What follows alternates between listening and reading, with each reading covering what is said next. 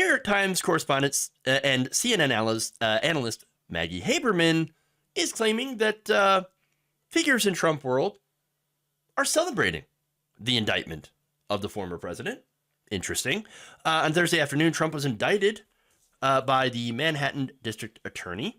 By the grand jury specifically, that was investigating the circumstances around hush money payments made to adult entertainer Stormy Daniels. So now, within minutes of that news breaking, Haberman reported that she was inundated with text messages from Trump Organization contacts that she had developed over years of reporting on Trump in New York. Let me show you her recounting those text messages.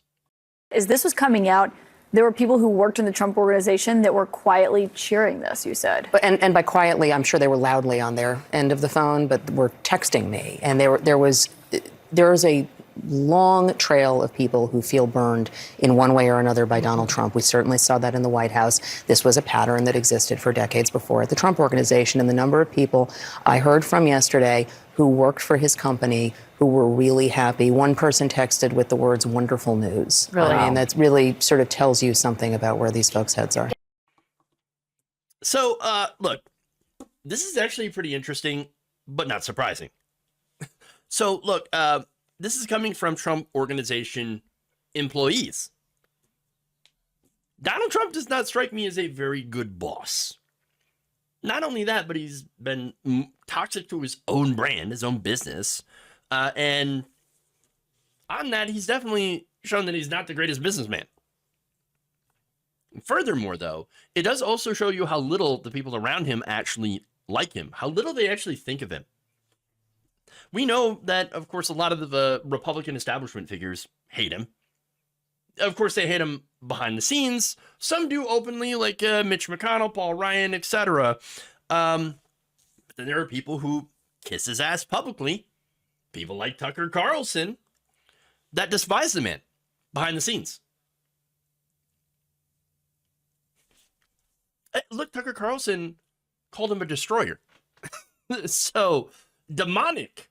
Yes, he said that Donald Trump was essentially demonic. Get in a long tube with a bunch of demons. That would have been Trump Force One. That's a long tube filled with demons. All right? It's the devil, okay? It might be. At least according to Tucker Carlson. Not a fan of Donald Trump, but they know who butters their bread. They know. They kiss his ass because MAGA voters. MAGA voters, you must feel very, very powerful right now.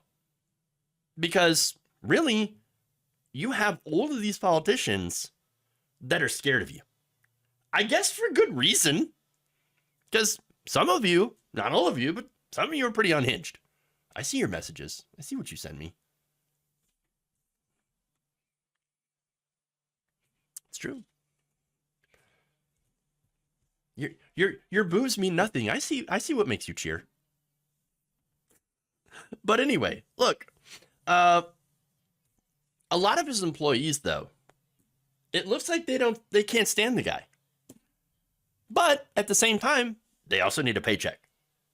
So yeah, of course it makes sense that they would stay quiet.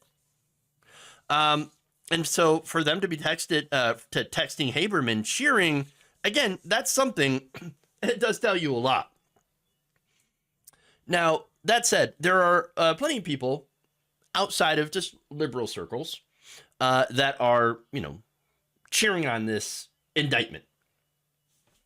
In fact, one of them who recently was asked about his opinion was actually one of the members of the Central Park Five. Yusuf Salam, one of the 5 New York teens that were wrongfully convicted and imprisoned for the 1989 rape of a jogger in Central Park, issued a statement via Twitter.